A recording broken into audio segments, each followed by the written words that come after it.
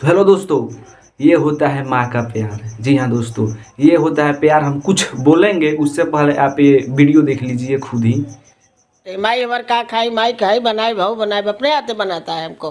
हाँ हाँ, नौकर से नहीं बनवाने देता है ना। मटन उटन बनता है ना तो सब्जी अम्मा के लिए अपने बनाता है। तो दोस्तों ये होता है माँ का प्यार। जी हाँ दोस्तों, आज से लगभग 10 साल पुराना गाना भी ट्रेंडिंग कर रहा है, जो कि अभी कितना छठ सॉन्ग आ चुका है लेकिन गाना भोजपुरी का ट्रेंड नहीं कर रहा है। और जो 10 साल पुराना गाना है जो कि पवन सिंह का, वो भी गाना ट्रेंड कर रहा है।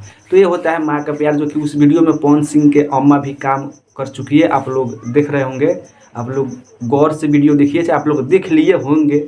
उसमें पवन सिंह के माँ भी काम की है, जो कि बहुत खुशी की बात है, गर्व की बात है कि पवन सिंह अपने माँ को इतना मानते हैं, जानते हैं, जो कि अपने पास हमेशा सदैव रखते हैं, इतना प्यार करते हैं। जो कि माँ को दुलार करना चाहिए, क्योंकि माँ के अलावा आपके इंसान में कोई भी वफादार नहीं है।